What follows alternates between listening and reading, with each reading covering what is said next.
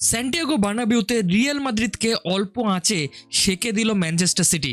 ওকে, শুরু থেকে শুরু করা যাক। দেখো, ইউসিএল এর এই হাই ভোল্টেজ ম্যাচের আগে অনেক সমর্থক, ফুটবল পণ্ডিত বা যারা ফুটবল বোদ্ধা রয়েছে, অ্যানালিসিস আছে, কট্টর রিয়াল মাদ্রিদ সমর্থকরা আছে, তারাও বলেছিল যে ভাই রিয়াল মাদ্রিদ অনেক পিছিয়ে থেকে শুরু করছে, ইভেন খাতা কলমে, কারণ স্বাভাবিকভাবে যে ওদের ফার্স্ট টিমের অনেক প্লেয়াররা নেই এই টিমে। ইভেন অনেকে স্কোর প্রেডিকশন করছিল যে 3-0, 4-0, ইভেন 5-0 স্কোর লাইনও হতে পারে। এমনকি অনেকে এক লেভেল বেশি গিয়ে এটাও প্রেডিক্ট করেছিল যে 8-2, ভাই 8-2 স্কোর লাইনও হতে পারে, যেখানে ম্যান সিটি ভাই এত টাফ অপোনেন্ট, মানে তাদের এত স্ট্রং টিম রয়েছে, তাদের কোনো রকম প্লেয়ার বাইরে নেই, ফুল একাদশ, ফুল 11 একদম পারফেক্ট রেডি রয়েছে।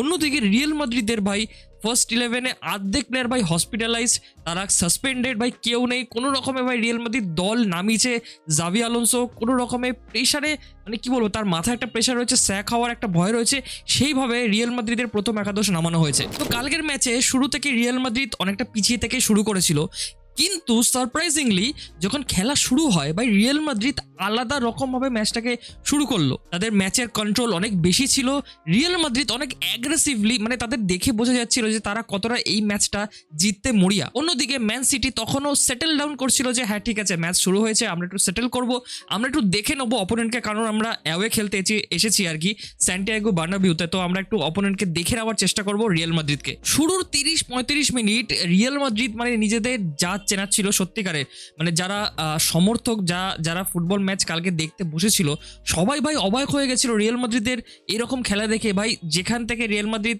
স্বাভাবিকভাবে কেউ আশা করেনি যে ভাই রিয়াল মাদ্রিদ তো অনেক গোল কনসিড করবে, কিন্তু সবাইকে অবাক করে দিয়ে রিয়াল মাদ্রিদ ভাই দারুণ একটা পারফরমেন্স দেখালো ফার্স্টের 30-35 মিনিট অবধি। সেখানে ভাই রদ্রিগোর পারফরমেন্স, রদ্রিগোর রান, ঠিক আছে, ওদিকে কারেরাসের দুর্দান্ত ডিফেন্সিভ অ্যালাইনমেন্ট, সাথে ভাই মিডফিল্ডে বেলিংহামের ভাই উপস্থিতি, আর অন্যদিকে উইংয়ে ভিনিসিয়াসের ভাই সেই রান, সেই ইনার কাট করে ঢুকে শট নেওয়া, সব কিছু যেন মানে ঠিকঠাক চলছিল। আর সেখানেই ভাই ফার্স্ট গোল এলো রদ্রিগোর পা থেকে। 28 মিনিটের মাথায় ক্যারেরাসের একটা সুন্দর ডিফেন্সিভ ডিউটি, সে বলটা যখন উইন করে বার্নার্দো সিলভার থেকে, সেখান থেকে বলটা সে দেয় মিডফিল্ডে এবং বেলিংহামের পায়ে বলটা পড়ে। উল্টো দিকে রদ্রিগো ভাই রান নেওয়া শুরু করে, রদ্রিগোকে বেলিংহাম বল বাড়ে, ভাই বলটা দুর্দর্শ ছিল এবং রদ্রিগো ভাই একক দক্ষতায় ঢুকে গিয়ে অনায়াসে সেকেন্ড পোস্টে, যদিও বলটা হয়তো তিনি রাখতে চেয়েছিলেন অ্যাজ এ ক্রস, একটা লো ড্রিভেন ক্রস, কিন্তু সেটা তার গোলে টার্গেট হয় এবং ভাই Rodrigo scores for Real Madrid. সবকিছু ঠিকঠাক ছিল। ওই 30-35 মিনিটের ভাই ওই ফেসটা দুর্দর্শ ছিল, কিন্তু তারপরেই ভাই রিয়াল মাদ্রিদের খেলার যে গ্রাফটা সেটা একদম স্পিডে নামতে শুরু করলো। ম্যান সিটির একটা কর্নার কিক, সেখান থেকে বলটা ভাই কুর্তোয়া সেভ করতে পারলো না, জাস্ট রিবাউন্ড বল থেকে ওরাইলি গোল করে দিয়ে ম্যান সিটিকে ভাই সমতায় ফেরালো। এখানে অবশ্যই কুর্তোয়ার ভুল আছে ভাই, সে বলটাকে ঠিকমতো তালুবন্দি করতে পারেনি, যে জন্য ভাই ওরাইলি সুযোগটা পেয়ে গেল। কিন্তু কুর্তো ভাই না থাকলে আজকের ম্যাচে রিয়াল মাদ্রিদকে আরো লজ্জায় পড়তে হতো, সেটাও কিন্তু মাথায় রাখতে হবে তোমাদেরকে, যে কুর্তো ভাই যে ইম্পর্টেন্ট সেভগুলো করেছে, শুধু এই ম্যাচে বলে না, আগের ম্যাচেও যে কটা ম্যাচ খেলছে রিয়াল মাদ্রিদ এই মরশুমে, ভাই কুর্তো একটা ওয়ান অফ দ্য বেস্ট, মানে অনেকে তো বলছে ভাই এআই গোলকিপার, ভাই গোট গোলকিপার, মানে কুর্তো ভাই অর্ধেক ম্যাচের কি বলবো ভারটাই নামিয়ে দেয় রিয়াল মাদ্রিদের কাছ থেকে। ও যে সেভগুলো করে আজকের ম্যাচেও ভাই সেম ওই কাজটা করেছে, শুধুমাত্র এই একটা ভুল যেটা থেকে ভাই কনসিড করলো রিয়াল মাদ্রিদ তাদের ফার্স্ট গোল। এরপরে ভাই রিয়াল মাদ্রিদের অবস্থা আরও খারাপ হতে শুরু করলো। ম্যান সিটি আস্তে আস্তে ম্যাচে ওরা স্লো বিল্ড আপ করছিল, পুরো খেলার মধ্যে ওদের ট্যাকটিক্সটাই তাই ছিল যে ভাই আমরা স্লো বিল্ড আপ করবো। সেখান থেকে আস্তে আস্তে পুরো ম্যাচটাই মানে ম্যান সিটি কভার করতে শুরু করলো রিয়াল মাদ্রিদ। আর রিয়াল মাদ্রিদও কেন জানি না যে সেখান থেকে ডাউন, মানে নিচে নামতে শুরু করলো। যখন থেকে রিয়াল মাদ্রিদ এক গোল পেয়ে গেছিল, রিয়াল মাদ্রিদ সেখানে খেলাটা শেষ মানে করার দিকে না গিয়ে, যে আমরা এক গোল পেয়ে গেছি, চলো আরেক গোল দিয়ে দিই বা আর 2 গোল দিয়ে দিই, ভাই 1 গোলই দিয়ে দিই, সেখান থেকে ভাই ম্যাচটাকে আমরা শেষ করবা, একটা আমাদের লিড থাকবে, 2 গোলের লিড থাকবে সেখান থেকে। কারণ ম্যান সিটির এগেনস্টে আমরা খেলতে নেমেছি, আমাদের কাছে সেরকম দলে প্লেয়ারও নেই সেটাকে সাস্টেন করতে পারবো। তো সেখান থেকে 43 মিনিটসে একটা কি বলবো বড় ব্লান্ডার ভাই। আমি তার আগে একটা কথা বলতে চাই যে বার্সেলোনার রোনাল্ড আরাউহো এবং রুডিগার, রিয়াল মাদ্রিদের ডিফেন্ডার রুডিগারের মধ্যে একটা পার্থক্য আছে। না আমি স্কিলের কথা ভাই বলছি না, একদমই না, আমি বলছি দুজনেরই ভাই এইটা কিন্তু অনেক কম, মানে ব্রেন সেলস, আমি জানি না দুজনের মধ্যে কি সম্পর্ক আর কি, কিন্তু ভাই ব্রেন সেলস ভাই দুজনের মধ্যেই অনেকটাই কম। একটা important match, high voltage match ভাই ইউসিএল এ, যেখানে তুমি জানো যে রিয়াল মাদ্রিদ মানে তোমার টিম ভাই এতটা পিছিয়ে থেকে শুরু করছে, অলরেডি 1-1 হয়ে গেছে মাইটি ম্যান সিটির এগেনস্টে। সেখানে তুমি হালান্ডকে ভাই কি করে একটা চিপ ফাউল দিতে পারো, আর তাও আবার বক্সের মধ্যে? কি করে? সেখান থেকে রেফারি অবভিয়াসলি ভাই ভার চেক হলো, সেখান থেকে ম্যান সিটি প্লেয়ারদের একটা কল উঠেছিল পেনাল্টি, এবং ক্লিয়ারলি দেখা যাচ্ছে বা দেখা গেল যে রুডিগার ভাই ওখানে ভাই ডাব্লিউডাব্লিউই খেলছে। লিটারেলি ভাই হালান্ডকে ধরে আটকাতে না পারে হালান্ডকে ধরে ফেলে দিল মাঠের মধ্যে, এবং সেখান থেকে পেনাল্টিতে ভাই গোল কনসিড করলো হালান্ড ভাই। দের ইজ নো সেলিব্রেশন ভাই। সেখান থেকে শুধুমাত্র ওই হালান্ডকে ওইটুকুনেই দেখা গেছিল। আমি পরে আলোচনা করবো ভাই ম্যান সিটির দিক থেকে যখন আলোচনা হবে, কিন্তু সেখানে ভাই 2-1 লিড নিয়ে নিল ম্যান সিটি 43 মিনিটসে। রুডিগারের একটা কি বলবো, চাইল্ডিশ একটা ট্যাকেল থেকে, চাইল্ডিশ একটা ভুল থেকে, বড় ব্লান্ডার থেকে। তো এরপর সেকেন্ড হাফ যখন শুরু হলো ভাই, সেকেন্ড হাফে পুরোটা আমি বলবো ম্যান সিটি জাস্ট পিছনে সেটেল ডাউন করছিল। তাদের কোনো রকম উদ্দেশ্য ছিল না ভাই তারা খেলাটাকে মানে স্কোর আরেকটা গোল মেরে ভাই খেলাটাকে শেষ করতে, বা তারা সেই লিডটাকে বজায় রাখতে। কারণ অবভিয়াসলি 2-1 লিড ভাই খুব রিস্ক। তাও আবার স্যান্টিয়াগো, সবাই বলে যে 1 গোলের lead against Real Madrid Santiago বার্নাবিউতে ভাই অনেক রিস্ক। কিন্তু ম্যান সিটি ভাই সেরকম কোনো চেষ্টা দেখায়নি, যদিও মাঝে মধ্যে এটাকে তারা আসছিল, কিন্তু আবার তারা সেটেল ডাউন করছিল। তো এই খেলাটা আমি বলবো যে অনেক দিন পর, মানে বহুদিন পর ভাই এরকম একটা হাই ভোল্টেজ ম্যাচ, কিন্তু ম্যাচের মধ্যে কোনো রকম কোনো স্পার্ক ছিল না, সেটা ম্যান সিটির তরফ থেকে বা রিয়াল মাদ্রিদের তরফ থেকেও। দুজনই মনে হচ্ছে যে খুব সেফ খেলছে। রিয়াল মাদ্রিদের তরফ থেকে কোনো রকম কোনো ইন্টেন্স শুরুর দিকে ছিল না। হ্যাঁ, আফটার 80 মিনিটসের পরে ভাই রিয়াল মাদ্রিদ একটু জেগে উঠেছিল গোল মারার জন্য, যে আমাদেরকে গোল করতে হবে, আমরা ভাই হারছি 2-1 গোলে ম্যান সিটির এগেনস্টে, তো আমাদেরকে কিছু একটা করতে হবে। সেটা শেষ 10 মিনিটে রিয়াল মাদ্রিদের মধ্যে মনে হয়েছিল, কিন্তু বাকি পুরো ম্যাচ ভাই সেকেন্ড হাফ বিশেষ করে রিয়াল মাদ্রিদের তরফ থেকে কিছু মনে হয়নি। আর ম্যান সিটির তরফ থেকে ভাই সেরকম কোনো ইচ্ছে বা সেরকম কোনো মানে চেষ্টা দেখা যায়নি যে আমরা 2-1 গোলে জিতছি ভাই, that is enough for us. এবং শেষ পর্যন্ত ম্যান সিটি এই লিডটাকে বজায় রেখে ম্যাচটাকে ভাই শেষ করলো 2-1 গোলে, এবং রিয়াল মাদ্রিদকে হারিয়ে, তাদের ঘরের মাঠে হারিয়ে ভাই একটা অমূল্য 3 point, that is very big point ভাই, ভেরি বিগ ম্যাচ। তারা 3 পয়েন্ট নিজের ঘরে তুললো। দেখো পারফরমেন্সের দিক থেকে যদি আমরা কথা বলি ভাই, ভিনিসিয়াস জুনিয়র খুবই পুয়ার আজকের ম্যাচে। অনেক সমর্থকরা প্রচণ্ড ক্ষেপে রয়েছে ভাই ভিনিকে পাঠিয়ে দাও ভাই ম্যান সিটিতে। ভিনি শুধু কাঁদতে পারে, ভিনি শুধু ভাই পেনাল্টির আবেদন করতে পারে, শুধুমাত্র মাঠের মধ্যে ভাই মাঠের বাইরে কথা বলতে পারে। ভিনি ইজ এ ক্লাউন, অনেক রকমের কথা অবশ্যই সবসময় বলা হয় ভিনিসিয়াস জুনিয়রকে, এবং আজকের ম্যাচেও সেটা মানে বাদ যায় না, সেখানেও কথা উঠেছে। কিন্তু আমি বলবো যে ভিনির পারফরমেন্স ভাই খুবই বিলো অ্যাভারেজ ছিল, রাদার দেন ভাই একদমই ইমপ্রেসিভ না। মানে আমি বলছি, আমার কথা হচ্ছে যে ভিনিসিয়াস জুনিয়র ভাই অনেক দিন হয়ে গেছে, he is a senior player now.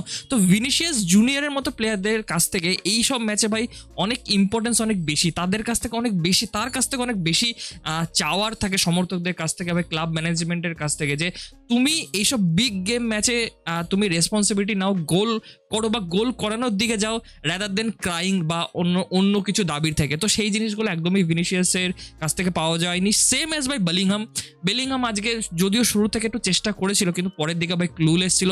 Even একটা জায়গায় আমরা দেখেছি যে বেলিংহাম লিটারেলি শাউট করছে ভাই, কি করে জেরেমি ডোকু ভাই এতটা ওপেন স্পেস পাচ্ছে, কিভাবে আচ্ছা রায়ান চার্কিকে ওপেন স্পেস দেওয়া হচ্ছে। লিটারেলি ভাই যাদের মানে কো প্লেয়ার্সদের উপর সে শাউট করছে বেলিংহাম, যে কিভাবে এত ওপেন স্পেস দেওয়া হচ্ছে। তো এখান থেকে স্পষ্ট হয়ে যাচ্ছে যে কালকের ম্যাচের পুরো সিনারিওটা রিয়াল মাদ্রিদের তরফ থেকে কি ছিল। আর যদি আমি বলি ডিফেন্সের কথা ভাই, তোমরা সবাই শুনলে যেরকম যে রুডিগারের ভাই এত মানে বাজে ডিফেন্স, শুধু রুডিগারের কথাই বলবো না, রুডিগার তো পেনাল্টি গিফট করলোই। সেকেন্ড হচ্ছে ভাই অ্যাসেনসিও, ঠিক আছে, অ্যাসেনসিওর সাথেও সেম কথা ভাই, অ্যাসেনসিও ভালো ডিফেন্ডার, ইয়াং ডিফেন্ডার, যেরকম তারা বার্সেলোনা কুবার্সি ভাই সিমিলার কাইন্ড অফ এজ। কিন্তু তুমি ভাবো যে অ্যাসেনসিও সবসময় অনেক ম্যাচে দেখেছি ভাই মাথা গরম করে ভাই, ব্রেন মানে কাম ডিফেন্ডার হতে পারে না, সবসময় কিছু না কিছু একটা পুয়ার ফাউল গিফট করে, ম্যাচের মধ্যে চাপে থাকে। যেই ম্যাচে ভাই ভালো খেলে তো ভালো খেলে দেয়, যেই ম্যাচে ভাই খারাপ খেলে ভাই অ্যাসেনসিওর থেকে খারাপ ডিফেন্ডার সেই ম্যাচে থাকে না। আর অবশ্যই ভাই ফেদে ভ্যালভার্দের অফ ফর্ম যাচ্ছে, যদিও ভাই ফেদে ভ্যালভার্দেকে রাইট ব্যাক খেলানো হচ্ছে, মানে কি বলবো ভাই, বেচারা ওকে রাইট ব্যাক খেলানো হচ্ছে, ও রাইট ব্যাক খেলে যাচ্ছে, যেখানে মানে ওর কিছু বলার নেই। আর যদি আপার ফ্রন্টে বলি আমি মিডফিল্ডে ভাই জুড বেলিংহাম ভাই চেষ্টা করছে, চুয়ামেনি ভাই চেষ্টা করেছে, তবুও সেরকম মানে পুরো টিমেরই ইমপ্রেসিভ পারফরমেন্স একদমই নয় রিয়াল মাদ্রিদ তরফ থেকে। যদি এবার যদি বলি যে রিয়াল মাদ্রিদে ভাই ভালো তাহলে পারফর্মটা করলো কে, কেউ না কেউ তো করেছে, হ্যাঁ অবশ্যই করেছে, সেটা হচ্ছে ভাই কারেরাস। ভাই Carreras is the best signing for Real Madrid this season.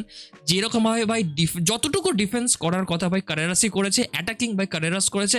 Even first goal second গোলের মানে ফার্স্ট গোলের পিছনে ভাই কারেরাসেরই অ্যাসিস্ট, মানে বলটা যখন উইন করেছিল না সেটা কিন্তু কারেরাসই করেছিল বার্নার্ডো সিলভার কাছ থেকে, যার পর সে বলটা দেয় বেলিংহামকে এবং সেখান থেকে অবশ্যই গোল করে যায় রড্রিগো। আর সেকেন্ড ভাই ইম্পর্টেন্ট যে বলবো যে থিবাও কুর্তোয়া ভাই, কুর্তোয়া যদি না থাকে তাকে 50% ক্রেডিট দিতে হবে রিয়াল মাদ্রিদের যখনই জেতে বা হারে সব কিছুতে। না হলে ভাই আজকে ম্যাচের স্কোর আরও বেশি হতে পারতো।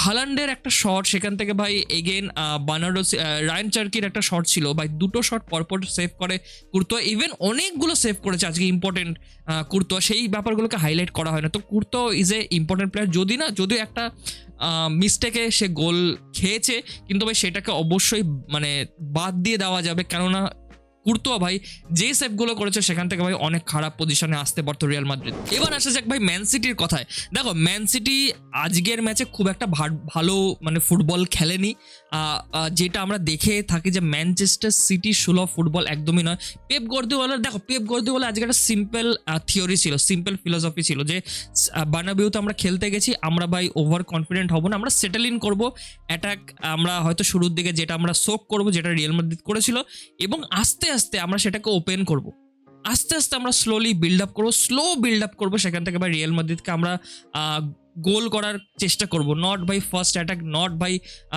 অন্যরকম কিছু ভাই, কোনো ভাই কার্যকলাপ আমরা কিছু করবো না। সেটাই ছিল পেপ গার্দিওলার ভাই আজকের মাস্টার স্ট্রোক, আর সেটাই আমরা গ্রাউন্ডে দেখতে পারি। ভাই কালকের ম্যাচে জেরেমি ডোকু এবং ওরাইলি যেরকম ভাই পজিশন শিফট করে ফুটবল খেলেছে ভাই, মানে শেফ কিস ভাই, দুর্ধর্ষ তাদের আন্ডারস্ট্যান্ডিং, দুর্ধর্ষ সেরকম প্লেয়ার। জেরেমি ডোকু এখন যেরকম ভাই ফর্মে যাচ্ছে ভাই, অবভিয়াসলি অপোনেন্ট ডিফেন্সের কাছে তার সে একটা ত্রাস, যেরকমভাবে অবলীলায় ভাই 2-3 জনকে কাটে এসে বল দিচ্ছে, বল শট মারছে, দেওয়া নেওয়া করে ফুটবল খেলছে, স্কিলফুল সব দিক থেকে আমি বলবো ভাই Jeremy ডোকু is the MVP of man city. কিন্তু শুধু ডোকু নয়, আরেকজনের কথা অবশ্যই বলতে হবে, সেটা হচ্ছে নিকো গনজালেস। দেখো ম্যান সিটি টিমের মূল প্লেয়ার বা মূল হার্ট অবশ্যই রড্রি ভাই, সে বাইরে রয়েছে, তোমরা জানো যে আগের বছরের ব্যালন ডিওর উইনার। তো সে যখন নেই তো স্বাভাবিকভাবে যে মিডফিল্ডে খেলেছে, সেটা কোভাচিচ খেলেছে বা আগে যারা যারা খেলেছে মিডফিল্ডে প্লেয়ার খেলেছে, তাদের সবসময় ভাই তুলনা করা হয়, বা টিজানি রাইন্ডিয়ার যখন খেলে তো তুলনা করা হয় ভাই রড্রির সাথে, কারণ রড্রি যে মানে জায়গাটা সেট করে দিয়ে গেছে না, যেই লেভেলটা সেট করে দিয়ে গেছে, সেটাকে বিট করা, সেটাকে ম্যাচ করা ভাই প্রচণ্ড টাফ। কিন্তু আমি বলবো নিকো গনজালেস ভাই আজকের ম্যাচে খুবই আন্ডাররেটেড ছিল, কিন্তু ভাই দুর্ধর্ষ পারফর্ম করেছে, দুর্ধর্ষ ম্যান সিটির হয়ে। মানে হয়তো অনেকে বুঝতে পারেনি তার খেলা, সে হয়তো অতটা চোখে পড়েনি, কিন্তু আমি বলবো খাতায় কলমে দেখলে ভাই সবথেকে বেশি পাস কমপ্লিট করেছে আজকের ম্যাচে, এই কালকের ম্যাচে সবথেকে পাস বেশি কমপ্লিট করেছে নিকো গনজালেস, মানে সেটা কিন্তু ভাই কোনো ছেলে খেলা নয়। তো আমি বলবো ভাই he is a gem player, খুবই আন্ডাররেটেড, আরও যত সময় যাবে সে ভাই আরও ভালো জায়গায় নিয়ে যেতে পারে ম্যান সিটিকে। এবং তাছাড়াও ভাই রান শার্কি পারফরমেন্স বেশ ভালো, বার্নার্ডো সিলভা বেশ ভালো, ফিল ফোডেন আজকে সেরকম কিছু করতে পারেনি, যদিও চেষ্টা করছিল, তার সাথে হালান্ডও ভাই, হালান্ড তো পুরোপুরি গায়েবেই ছিল, ওই পেনাল্টি ছাড়া বাদ বাকি সময় ভাই হালান্ডকে তো আমি দেখতে পারিনি পুরো ম্যাচে, মানে যতক্ষণ খেলেছে আর কি। তো ঠিকঠাকই ছিল, তারপরে অবশ্যই চেঞ্জ করে অন্য প্লেয়ারকে আনা হয়, কিন্তু আমি বলবো যে ঠিকঠাকই ম্যান সিটির পারফরমেন্স যেরকম অনুযায়ী হওয়ার কথা সেরকম ছিল না। কিন্তু ওই যে শেষে বলবো যে শেষে ইম্পর্টেন্ট হচ্ছে ভাই তুমি যেরকমই ম্যাচ খেলো ভাই, ভালো খেলো বাজে খেলো, দের ইজ ভাই কোনো কথা আসবে না যতক্ষণ তোমার কাছে ভাই 3 পয়েন্ট আসছে ম্যাচের শেষে। আর আমি বলবো এই 3 পয়েন্টটা না যখন শেষের দিকে যাবে লিগ, তখন ভাই সেটা খুব ইম্পর্টেন্ট হবে ম্যান সিটির জন্য, সেটাই ভাই তাদের দরকার ছিল। তো শেষ সেগমেন্টে আমরা কথা বলবো ভাই জাভি আলোনসো কি স্যাক হতে পারে। একটা কথা উঠেছিল যে জাভি আলোনসো ভাই অবভিয়াসলি এই ম্যাচের উপর ডিপেন্ড করছে, যে এই ম্যাচ আজকে যদি রিয়াল মাদ্রিদ হেরে যায় ম্যান সিটির কাছে, তাই জাভি আলোনসো একদম স্যাক হবেই, একদম 100% কনফার্ম করে দিয়েছিল। অনেক মানে স্প্যানিশ নিউজ পেপার, নিউজ জার্নালিস্টরা কনফার্ম করে দিয়েছিল সব দিক থেকে, এবং অবশ্যই আজকের ম্যাচটার উপর দাঁড়িয়েছিল জাভি আলোনসোর ভবিষ্যৎ, সেও খুবই চাপে ছিল, সেটা দেখেই বোঝা যাচ্ছিল। কিন্তু আমাকে যদি জিজ্ঞেস করবো, আমার যেটা মনে হয় ভাই জাভি আলোনসো আমার মনে স্যাক হওয়া উচিত নয়, কারণ আমার কিছু পয়েন্টস আছে। দেখো প্রথমত রিয়াল মাদ্রিদ টিম এখন মিনি হসপিটাল বলা ভুল হবে ভাই, বড় হসপিটাল। তাদের ফার্স্ট ডিফেন্স চয়েস ভাই প্লেয়ারে অর্ধেক নেই, মিলিটাউনে ডেভিড আলাবা তো মনে হয় ভাই কোথাও দীক্ষা ফিক্ষা নিয়ে চলে গেছে ভাই ধ্যান ফ্যান করতে। উল্টো দিকে ভাই আমি যদি বলি ফ্রান গার্সিয়া ভাই কাঠ সমস্যা নেই। তারপরে হচ্ছে যে আর্নল্ড নেই ভাই, যাকে আনা হলো লিভারপুল থেকে এই বছর ভাই ঢাকঢোল পিটিয়ে আর কি। তারপরে হচ্ছে ভাই ডিন হাউসেন, ইম্পর্টেন্ট প্লেয়ার ডিফেন্ডার ভাই, যে আর কি মানে জাভি আলোনসোর যেই তার ফরমেশন, যার যেই সেট আপ সেখানে ভাই ফিট হয়, সেও ভাই বাইরে।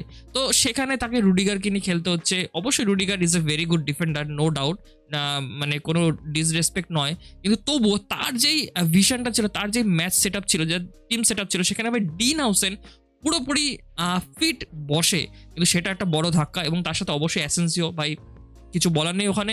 এবং ফেদে ভালভার্দেকে রাইট ব্যাক খেলাতে হচ্ছে। তো ডিফেন্স লাইন ভাই তার ফার্স্ট টিমে সে পাচ্ছে না, চোট আঘাতে পরিপূর্ণ। অবশ্যই ক্যারেরাস আছে, তবুও বাঁচাচ্ছে। এবং অনেক প্লেয়ারের অনুপস্থিতি। এমবাপে ভাই সব থেকে ইম্পর্টেন্ট প্লেয়ার, এমবাপে ভাই খেলেনি ফার্স্ট টিমে আজকে, কারণ তার কিছু চোট আঘাত ছিল। তো এমবাপে থাকলে মানে সেই জায়গাগুলো সে এমবাপে কাজে লাগাতো, তার সেই স্পিড, তার সেই ডিফেন্সিভ পিছন দিয়ে যে রানগুলো, ঠিক আছে, বেলিংহাম ভিনিসিয়াস জুনিয়রের সাথে তার যে বোঝাপড়া, সেইগুলো কাজে লাগতে পারতো, কিন্তু স্বাভাবিক সেটাও নেই। তো জাভি আলোনসোকে ভাই আমি দোষ কোনোভাবেই দেওয়া যেতে পারে না, যেই টিম ছিল সেই টিম নিয়ে সে যতটা চেষ্টা করার করেছে। আর বাকি প্লেয়ারদের কথা আমি যদি বলি, দেখো একটা জিনিস বলার আছে যে ব্রাহিম ডিয়াস, ঠিক আছে, তারপর হচ্ছে আর্দা গুলের এবং এনরিক, এই প্লেয়ারগুলো জাভি আলোনসো আসার পর সেরকমভাবে সুযোগ পায়নি বিশেষ করে। তো আমি বলবো আজকে যেরকমভাবে তারা আসলো, তারা কিন্তু এসে ইম্প্যাক্ট দেখিয়েছে। এবং তারা কিন্তু আরেকজনের কথা বলবো, সেটা হচ্ছে সেবায়োস, ঠিক আছে, এই চারটে প্লেয়ার তারা কিন্তু প্রমাণ করেছে যে তারা কেন রিয়াল মাদ্রিদে খেলতে পারে। তারা রিয়াল মাদ্রিদের জার্সিতে নিজেদেরকে প্রুফ করেছে। তো আমার মনে হয় তাদেরকে আরও বেশি সুযোগ দেওয়া উচিত জাভি আলোনসোর, তাদেরকে খেলানো উচিত। যেরকম এনরিকের একটা হেড ভাই আজকে পোস্টে লাগলো, ওটা খুব ভালো হেড ছিল। আর্দা গুলেরও নেমে ঠিকঠাক করার চেষ্টা করছে, তবু তাদেরকে সুযোগ দিতে হবে। Brahim Dias is a very good player, আমরা আগেও দেখেছি রিয়াল মাদ্রিদের জার্সিতে এসে নিজেকে প্রমাণ করেছে। তো এই প্লেয়ারগুলোকে আমার মনে হয় সুযোগ দেওয়া উচিত। আর বাদ বাকি বলবো ভাই, sack is not the solution. জাভি আলোনসোকে অবশ্যই টিমে রাখাও মানে উচিত ভাই। জাভি আলোনসোকে আনাই হচ্ছে সেই ভিশনের জন্য, যে তার একটা যে প্রপার প্ল্যানিং তা সেই যেন সেট করতে পারে পুরো টিমটাকে, সেই জন্য সাইনিংগুলোকে করানো হয়েছে। তো হুটহাট করে এরকমভাবে একটা ম্যাচ না, অনেকগুলো ম্যাচ, আগের ম্যাচে সেল্টা ভিগোর সাথে রিয়াল মাদ্রিদ হেরেছিল। তো তার উপর বেস করে আমার মনে হয় স্যাক করা উচিত না, সময় দেওয়া উচিত প্লেয়ারদেরকে। এই যে সেট আপটা হচ্ছে, অনেক প্লেয়ার বাইরে রয়েছে, তবুও সেটাও যেরকম ব্যাপার। আরেকটা ব্যাপার, জাভি আলোনসোকে ভাই প্লেয়ারদেরকে সুযোগ দেওয়া উচিত। দেখো এই রিয়াল মাদ্রিদ এই মরশুমে তাদের সব থেকে বেস্ট স্টার্ট করেছিল, আর তাদের হিস্ট্রি অফ ফুটবলে রিয়াল মাদ্রিদে ক্লাবের হিস্ট্রিতে সবথেকে বেস্ট স্টার্ট করেছিল ভাই। 14টা ম্যাচের মধ্যে 13টা ম্যাচ জিতেছিল। তো সেখান থেকে আমি বলবো যে জাভি আলোনসোকে সেই জায়গাটা ফেরত আনতে হবে। অবশ্যই অনেক প্লেয়ারের অনুপস্থিত আছে, তো সেটাকে আশা করি শর্ট আউট করে নেবে। আর বাদবাকি যেরকম বললাম যে ভাই ম্যাচটা যেরকম হওয়া উচিত ছিল সেরকম হয়নি, কিন্তু কি করব ভাই, ম্যাচ তো অবশ্যই দেখবো। সেরকম স্কোর লাইন হয়নি, রিয়াল মাদ্রিদ ভাই হেরে গেছে, ম্যান সিটি জিতে গেছে, সেটা খুব ইম্পর্টেন্ট হবে। এবং ভবিষ্যৎ বলবে অবশ্যই রিয়াল মাদ্রিদ ভাই কীরকমভাবে কোয়ালিফাই তো অবশ্যই করবে। পরবর্তীকালে যদি আবার ম্যান সিটির এগেনস্টে পড়ে বা কোনো হেভিওয়েট টিমের এগেনস্টে পড়ে, এই যে ম্যান সিটির লসটা হলো সেখান থেকে কীভাবে রিকভার করতে পারে। তো ভাই এটাই ছিল আমার অ্যানালিসিস রিয়াল মাদ্রিদের টিমের কিছু বক্তব্য আমি বললাম, অবশ্যই তার সাথে ম্যান সিটি এবং আজকের পুরো খেলার যেরকম একটা বৃত্তান্ত আমি বলতে পারি, ব্রেকডাউন, সেটা আমি করেছি। যদি তোমাদের ভিডিওটা অবশ্যই ভালো লাগে তাহলে অবশ্যই ভাই সাবস্ক্রাইব করো, চ্যানেলটাকে লাইক করো। এবং যদি তোমাদের খুব ভিডিওটা ভালো লাগে, দেখা একটা অপশান এসছে হাইপ বলে, সেটা তোমরা অবশ্যই করতে পারো। তাহলে কি ইউটিউব বুঝতে পারবে যে তোমরা আমার ভিডিওটাকে পছন্দ করছো, এবং আমি এই ধরনের ভিডিও আরও তাহলে বানাতে উৎসাহিত হব, আরও অনেক ভিডিও এরকম ব্রেকডাউন বানাবো। এবং অবশ্যই এইভাবে সাপোর্ট করতে থাকো, দেখতে থাকো বিটসকোকে। খুব শিগগিরই আমি একটা নতুন ভিডিও নিয়ে হাজির হবো। ততক্ষণ খুব ভালো থাকো, হ্যাপি থাকো এবং দেখতে থাকো ফুটবল। টাটা।